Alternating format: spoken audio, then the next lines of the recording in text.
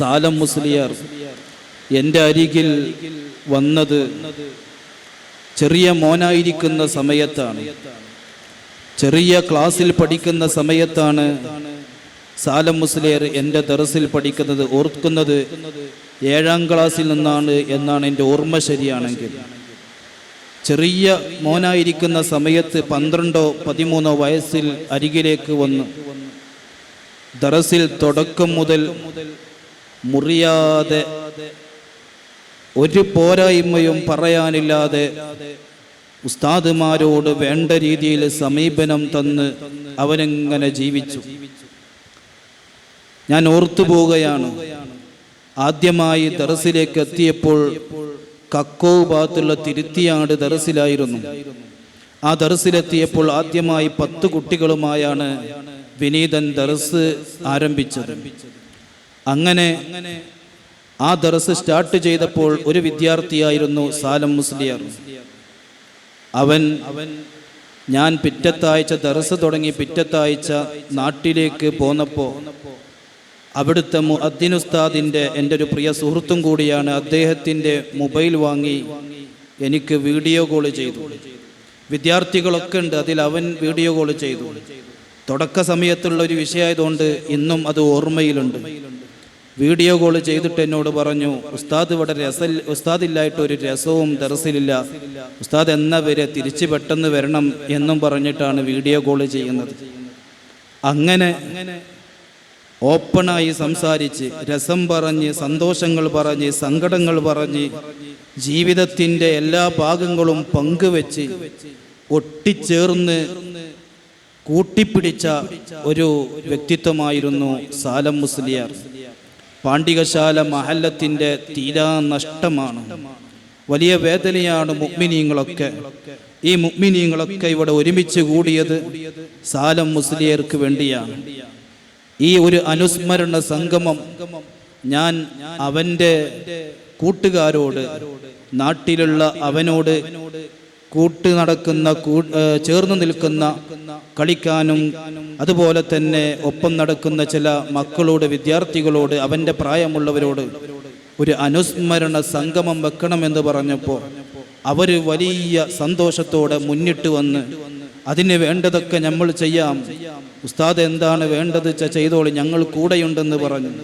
നാട്ടിലുള്ള കാരണവന്മാരോടും മഹല്ലിലെ ഭാരവാഹികളോടും ഒക്കെ ഇത് പങ്കുവെച്ചപ്പോൾ സന്തോഷത്തോടെ ഇത് ചേർത്ത് പിടിക്കുകയായിരുന്നു. എന്താണ് ഇതിൻ്റെ കാരണം?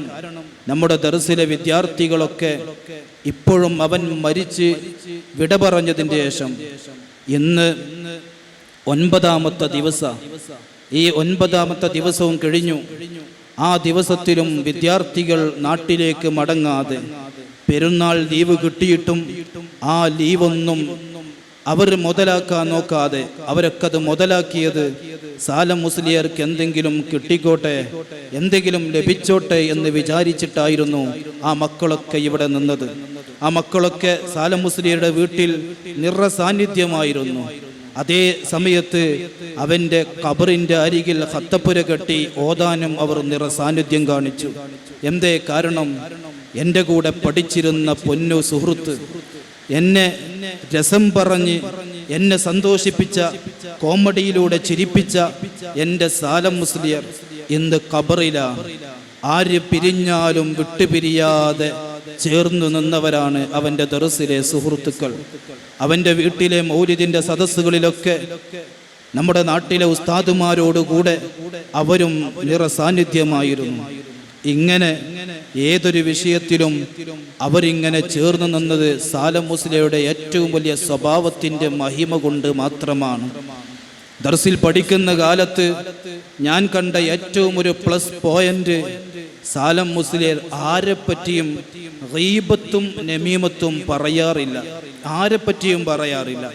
ഞാനത് അനുഭവിച്ചിട്ടില്ല.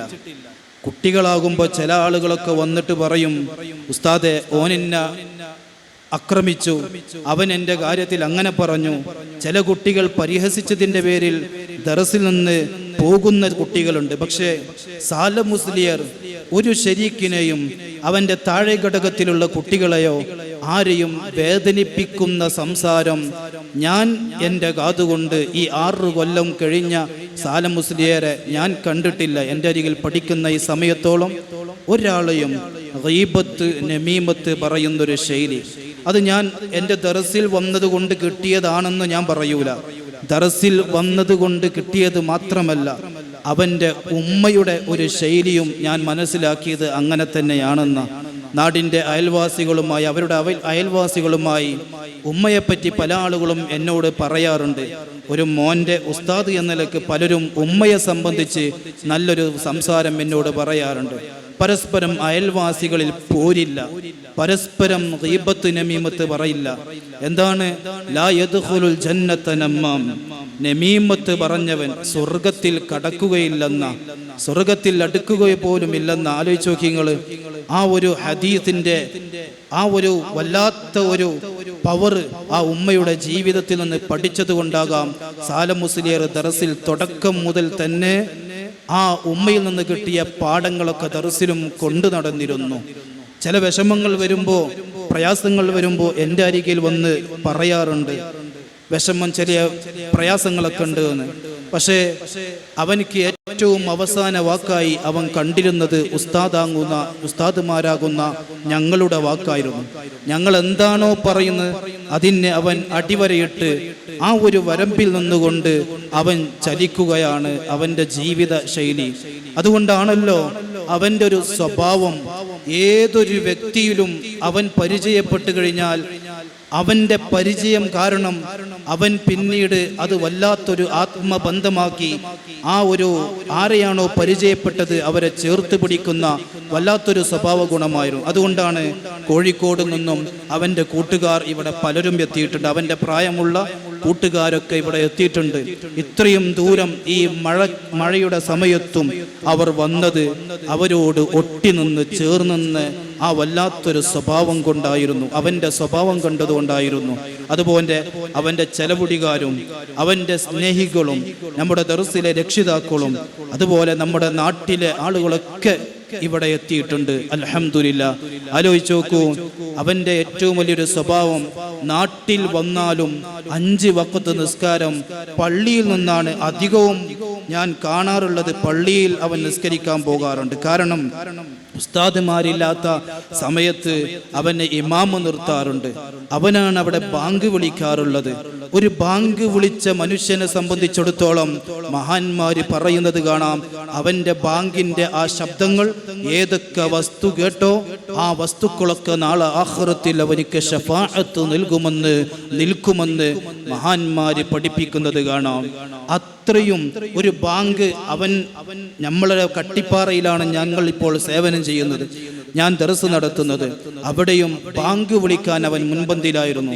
എത്രത്തോളം എന്ന് വെച്ചാൽ ഈ പെരുന്നാളിലാണല്ലോ അവൻ്റെ വിടവാങ്ങലുണ്ടായത്.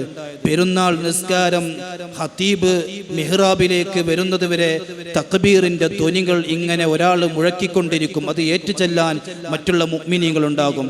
അത് ഞാൻ മിഹ്റാബിലേക്ക് വരുന്നത് വരെ മൈക്ക് മറ്റൊരാളിൽ നിന്ന് വാങ്ങി തക്ബീർ ഞാൻ വരുന്നത് വരെ ചൊല്ലിയത് നമ്മുടെ പൊന്നുമോൻ സാലം മുസ്ലിയാരായിരുന്നു. അള്ളാഹനെ ആ സമയം മുഴുവനും പറഞ്ഞ് അല്ലാഹു അക്ബർ, റബ്ബേ നീയാണ് ഏറ്റവും വലിയവൻ, നീയല്ലാതെ മറ്റൊരു ഇലാഹില്ല എന്ന് മുഴങ്ങുന്ന എന്ന് അർത്ഥം വരുന്ന ആ തക്ബീറിന്റെ ധ്വനികൾ ഇങ്ങനെ ആവർത്തിച്ച് പൊന്നുമോൻ മൈക്കയിലൂടെ മറ്റുള്ള മുഅ്മിനീങ്ങൾക്ക് കേൾപ്പിച്ചു കൊടുത്ത് ഏറ്റു ചൊല്ലിപ്പിച്ചിട്ടുണ്ടെങ്കിൽ നമുക്ക് പറയാം അവൻ്റെ അവസാന നിമിഷങ്ങളിലെ ഏറ്റവും കൂടുതൽ അവൻ സംസാരിച്ചത് അല്ലാഹു അക്ബർ, അല്ലാഹു അക്ബർ, ലാ ഇലാഹ ഇല്ലല്ലാഹ്, അല്ലാഹു അക്ബർ, അല്ലാഹു അക്ബർ വലില്ലാഹിൽ ഹംദ്. റബ്ബിനെ അതെ അവനിക്ക് മതി വരുവോളം അവസാന സമയത്തും റബ്ബിനെ പറഞ്ഞിട്ടാണ് അവൻ ആ പള്ളിയിൽ പിന്നീട് സുജൂദ് ചെയ്ത് ഖുതുബ കേട്ട് അങ്ങനെ മുഅ്മിനീങ്ങളെ വീട്ടിൽ കയറി ഭക്ഷണം കഴിച്ച് പെരുന്നാളിൽ മുഅ്മിനീങ്ങളെ വീട്ടിൽ ചെല്ലലും അഖാരിബിന്റെ വീട്ടിൽ ചെന്ന് സന്തോഷിപ്പിക്കലൊക്കെ പ്രത്യേകം സുന്നത്താണ്. ആ കടമകളും കടപ്പാടുകളും ഒക്കെ നിർവഹിച്ചിട്ടാണ് പൊന്നുമോൻ തിരിച്ചു വരുമ്പോൾ ആക്സിഡന്റ് പറ്റി ഈ ലോകത്തോട് വിട പറയുന്നതെങ്കിൽ എന്തുകൊണ്ടും അവന്റെ മരണവും അവന്റെ സ്വഭാവവും അവന്റെ എല്ലാ അലാമത്തുകളും നമുക്ക് മുമ്പിൽ വെക്കുമ്പോൾ അവൻ സ്വർഗത്തിൽ പാറിക്കളിക്കുന്ന ഒരു പറവയായിട്ട് തന്നെ മാറിയിട്ടുണ്ട് എന്ന് നമുക്ക് പ്രതീക്ഷിക്കാം. അല്ലാഹുവേ, ഞങ്ങളെ പൊന്നുമോനെ നീ വലിയ ദറജ കൊടുത്ത്, നിന്റെ വലിയ അലങ്കാരം കൊടുത്ത് സ്വർഗത്തിലെ പാറിക്കളിക്കുന്ന പറവയായി നീ സ്വീകരിക്കണേ അല്ലാഹ്, കബൂല് ചെയ്യണേ അല്ലാഹ്. 6 കൊല്ലം പഠിപ്പിച്ച ഉസ്താദ് എന്ന നിലക്ക് എനിക്കവൻ ഏറ്റവും വലിയ പൊരുത്തപ്പെട്ട ഒരു ശിഷ്യനായിരുന്നു, ഏറ്റവും വലിയ ഇഷ്ടപ്പെട്ട ഒരു ശിഷ്യനായിരുന്നു, ഏറ്റവും നല്ല മതിപ്പുള്ളൊരു ശിഷ്യനായിരുന്നു. ഞാൻ നാട്ടിൽ വന്നാൽ നാട്ടിൽ എൻ്റെ അരികിൽ 7-8 മുത്തഅല്ലിമീങ്ങൾ ദർസിൽ പഠിക്കുന്നുണ്ട്. അൽഹംദുലില്ലാഹ്, അവർക്ക് അല്ലാഹു വലിയ ആലിമീങ്ങളാക്കി തരട്ടെ. ഈ മുത്തഅല്ലിമിന്റെ സാലം മുസ്ലിയുടെ ഒരു മറ്റൊരു ശൈലി, ഞാൻ നാട്ടിൽ വന്നാൽ ഞാൻ അവനക്ക് ഫോൺ ചെയ്തു കഴിഞ്ഞാൽ അവൻ വീട്ടിലുണ്ടെങ്കിൽ ആ ഫോൺ കോൾ അറ്റൻഡ് ചെയ്യാൻ കഴിയാത്ത, മറ്റു അവൻ ടോയ്ലറ്റിലോ അല്ലെങ്കിൽ ഭക്ഷണം കഴിക്കുന്ന സമയത്ത് ഫോൺ കേൾക്കാതിരിക്കുകയോ മറ്റോ അല്ലെങ്കിൽ എന്തെങ്കിലും വിഷയത്തിൽ അവൻ ഫോൺ അറ്റൻഡ് ചെയ്യാത്തൊരു വിഷയം വന്നു കഴിഞ്ഞാൽ പിന്നെ അവൻ്റെ തിരിച്ച് കോള് അവൻ ചെയ്യൂല, തിരിച്ച് മൊബൈൽ കൂടി അവന് ഫോണല്ല ചെയ്യുക. ഞാൻ വീട്ടിലുണ്ട് എന്ന് അറിഞ്ഞിട്ടുണ്ടെങ്കിൽ അവൻ നേരെ കോള് ചെയ്ത് അവനക്ക് എടുക്കാൻ കഴിഞ്ഞിട്ടില്ലെങ്കിൽ അവൻ അടുത്ത അവൻ്റെ പരിപാടി നേരെ എൻ്റെ വീട്ടിൻ്റെ മുറ്റത്തേക്ക് വന്ന് ബെല്ലടിക്കല. ഉസ്താദ് എന്തിനാ ഫോൺ ചെയ്തിരുന്നു എന്നാ ചോദിക്കുക. ഇത്രയും അദബുള്ളൊരു മുത്തഅല്ലിമ്, ഇത്രയും സ്നേഹമുള്ളൊരു മുത്തഅല്ലിമ്, എൻ്റെ എല്ലാ വിഷയങ്ങളും അവനിക്കറിയാം, എൻ്റെ എല്ലാ കാര്യങ്ങളിലും അവൻ ഇടപെടുന്നൊരു വ്യക്തിത്വമാണ്. ഞാൻ പറയാതെ തന്നെ, ഞാൻ ഒന്നും ധരിപ്പിക്കാതെ തന്നെ എൻ്റെ വിഷയത്തിൽ ചേർന്ന് നിന്നുകൊണ്ട് കാര്യങ്ങളൊക്കെ പറയും. 10 ദിവസവും ഒരാഴ്ചയും ഒക്കെ നാട്ടിലേക്ക് ലീവ് പ്രഖ്യാപിക്കുന്ന സമയത്ത് എല്ലാ മുത്തഅല്ലിമീങ്ങളും പോകും. ദർസിൽ നിന്ന് നാട്ടിലേക്ക് പോകുക എന്നുള്ളത് അത് ഓൽക്കൊരു വലിയ പെരുന്നാളേക്കാരം. അത്രയും ഞാനും ദർസ് പഠിച്ച ഒരാളല്ലോ. ആ നിലക്ക് എനിക്ക് ഞാനടക്കം ദർസ് പഠിക്കുന്ന കാലത്ത് ഈ ലീവ് ലഭിച്ചു കഴിഞ്ഞാൽ അത് നമുക്കൊക്കെ ഒരു വലിയൊരുന്നാളായിരിക്കും.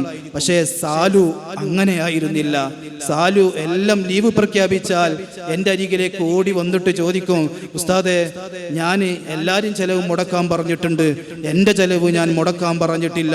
അതെന്തേ? അത് ഞാൻ ഉസ്താദിൻ്റെ കൂടെ നിൽക്കുകയാണ്. മോൻ പോയിക്കോ, പെരുന്നാളൊക്കെ അല്ലേ, നാട്ടിൽ ഉമ്മൻ്റെ ഉപ്പൻ്റെ ഒക്കെ കൂടെ പെരുന്നാൾ കൂടിക്കോ എന്നൊക്കെ പറയുമ്പോൾ പറയും, അല്ല, ഉസ്താദിൻ്റെ കൂടെ ആരുണ്ടാവില്ലല്ലോ, ഉസ്താദ് ഒറ്റപ്പെടുമല്ലോ, ഉസ്താദ് അത് ബാക്കിയായി പോവല്ലോ എന്നുള്ള അർത്ഥത്തിൽ വേദനയോടുകൂടെ അവൻ പറയാറുണ്ട്. അല്ലാഹുവിൻ്റെ തൗഫീഖോടുകൂടെ ഞാൻ പറയട്ടെ, ഒരൊറ്റ പെരുന്നാൾ പോലും എൻ്റെ ഓർമ്മ വെച്ച ആ ചെറുപ്പത്തിൽ വന്ന തുടക്കത്തിലൊക്കെ ചില പെരുന്നാൾ വീട്ടിലൊക്കെ കൂടിയുണ്ടാവും. അതിൻ്റെ ശേഷം അവൻ പെരുന്നാളുകൾ വീട്ടിൽ കൂടിയിട്ടില്ല. ചെറിയ പെരുന്നാളാവട്ടെ വലിയ പെരുന്നാളാവട്ടെ അവൻ എൻ്റെ കൂടെയായിരുന്നു. എല്ലാ പെരുന്നാളും പള്ളിയിൽ കൂടിയിട്ടുണ്ടാകുക. പിന്നെ പെരുന്നാൾ നിസ്കാരം കഴിഞ്ഞ് ഞാൻ തിരിച്ചിങ്ങനെ നാട്ടിലേക്ക് വരുമ്പോൾ എൻ്റെ ഒരു സഹയാത്രികനായി എൻ്റെ കൂടെ വരും. ഇങ്ങനെ ഒട്ടി നിന്നൊരു ശിഷ്യൻ, ഇങ്ങനെ ഒട്ടി നിന്ന ഒരു പൊന്നുമോൻ, ഇങ്ങനെ ഒട്ടി നിന്ന ഒരു വല്ലാത്തൊരു സുഹൃത്ത്, ആ നിലക്കൊക്കെ അവൻ എത്രയോ ഭാഗ്യം ചെയ്തവനാണ്. അങ്ങനെ ഒരു ശൈലി അവനക്കുണ്ടായിരുന്നു. നമ്മൾ പലപ്പോഴും നാട്ടിലേക്ക് പോയിക്കോന്ന് പറയുമ്പോൾ അതൊന്നും കൂട്ടാക്കൂല. ലീവിന് മാസത്തിൽ ലീവ് കൊടുത്താൽ തന്നെ അവൻ ചിലപ്പോൾ പറയും, ഉസ്താദിൻ്റെ അടുത്ത് ആരെങ്കിലും ഉണ്ടെങ്കിലേ ഞാൻ പോവുള്ളൂ, അല്ലെങ്കിൽ ഞാൻ പോകൂലട്ടോ. അത് പെരുമണ്ണ എന്ന് പറയുന്ന സ്ഥലത്ത് നിൽക്കുന്ന സമയത്തും ഇപ്പോൾ കട്ടിപ്പാറയിലായപ്പോഴും ഒക്കെ ഓൻ്റെ ശൈലി അങ്ങനെ ആയിരുന്നു. എനിക്ക് ഭക്ഷണം കൊണ്ടുവരുന്നത് അവനാണ്. ആരും മറ്റുള്ളവരൊക്കെ ഉണ്ടെങ്കിലും അത് എല്ലാം ഒഴിവാക്കി, എല്ലാ രസങ്ങളും സുഖങ്ങളും ഒഴിവാക്കി ഭക്ഷണം കൊണ്ടുവരാൻ ഓനെ എല്ലായിടത്തും ഓനെ ഏറ്റെടുക്കും. നമ്മളാരും നിർബന്ധിപ്പിക്കില്ല. ഒരു 5 പൈസ ശമ്പളം വരെ പെരുമണ്ണ എന്നൊന്നും കിട്ടിയിട്ടൊന്നുമില്ല. അത് ഉസ്താദുമാർക്ക് സന്തോഷത്തിന് കൊടുക്കുക എന്നുള്ള രൂപത്തിൽ. പക്ഷേ അവൻ ഒറ്റക്ക് അല്ലെങ്കിൽ അവന് മറ്റൊരാളെ സുഹൃത്തിനൊക്കെ കൂട്ടിപ്പിടിച്ച് അവൻ അതിന് മുന്നോട്ട് ഇങ്ങനെ വന്ന് ഭക്ഷണം കൊണ്ടുവരാനും എല്ലാ വിഷയങ്ങളും ഞാൻ എണ്ണി പറഞ്ഞാൽ ഇവിടെ ഉസ്താദുമാരുണ്ട്, അതിലുപരി സാദാത്യങ്ങളുണ്ട്. അതപ് കേടായി പോകുമെന്ന് മനസ്സിലാക്കുകയാണ്. പടച്ച റബ്ബേ, അത്രയും നമ്മുടെ മനസ്സിൽ കയറി പറ്റിയ എൻ്റെ പ്രിയപ്പെട്ട നമ്മുടെ നാട്ടിലെ പൊന്നുമോൻ, നമ്മുടെ നാട്ടിലെ കാവൽ ഭടൻ, അല്ലാഹുവേ സ്വർഗത്തിലേക്കുള്ള യാത്രയാക്കി കൊടുക്കണേ അല്ലാ, സ്വർഗത്തിലേക്കുള്ള യാത്രയാക്കി കൊടുക്കണേ റബ്ബേ. അവനെ നീ കൊടുക്കല്ല റബ്ബേ, നീ ദുനിയാവിൽ അവനെ കുടുക്കിയിട്ടില്ല, അതുപോലെ ആഖിറത്തിലും നീ കൊടുക്കല്ല റബ്ബേ. ഈ ആഖിറുസ്സമാനിൽ റബ്ബേ മക്കളും നമ്മുടെ മക്കളൊക്കെ നമ്മൾ പേടിക്കുകയാണ്. വളർന്നു വരുന്ന മകനെക്കുറിച്ച് മകളെക്കുറിച്ച് നമ്മൾ ഭയപ്പെടുകയാണ്. എൻ്റെ പൊന്നുമോൻ ഏത് നിലയിലാണ് വളരുക, എൻ്റെ പൊന്നുമോൾ ഏത് നിലയിലാണ് വളരുക. എത്രയാണ് ഉസ്താദുമാരായ ഞങ്ങൾക്ക് മുമ്പിൽ ഞങ്ങളോട് പരാതികളുമായി, മക്കളുടെ വിഷയമായി എത്രയോ ആളുകൾ പരാതിപ്പെട്ടിട്ടുണ്ട്, ബേജാറ് പറഞ്ഞിട്ടുണ്ട്. സാലുവിനെ സംബന്ധിച്ച് അവൻ്റെ ഉപ്പക്കും മുക്കും ഒരു ബേജാറുണ്ടായിട്ടില്ല. കാരണം അവൻ തെരഞ്ഞെടുത്ത വഴി സ്വർഗത്തിലേക്കുള്ള വഴിയാ. അവൻ തെരഞ്ഞെടുത്ത വഴി മുത്ത് ഹബീബ് റസൂലുള്ളാഹി സല്ലല്ലാഹു അലൈഹി വസല്ലമ ആ പറഞ്ഞ നൂറാകുന്ന ഇൽമിന്റെ വഴിയാണ്. ആ നൂറാകുന്ന ഇൽമിന്റെ വഴി അല്ലാഹു സുബ്ഹാനഹു വ തആല റാഹത്തും സന്തോഷത്തോടുകൂടെ ഖബറിൽ എത്തിച്ചു കൊടുക്കുമാറാകട്ടെ. നമ്മുടെ വൈലത്തൂര് ജീലാനി തങ്ങൾ പാപ്പ പൊന്മുണ്ടം അള്ളാഹു ആഫിയത്തും ദീർഘായുസും കൊടുക്കട്ടെ. കഴിഞ്ഞ 2 ദിവസം മുമ്പാണ് ഹജ്ജ് കഴിഞ്ഞെത്തിയത്. അള്ളാഹു തആല ഹജ്ജൊക്കെ വലിയ സന്തോഷവും റബ്ബ് സ്വീകാര്യതയുള്ളതാക്കി തരട്ടെ.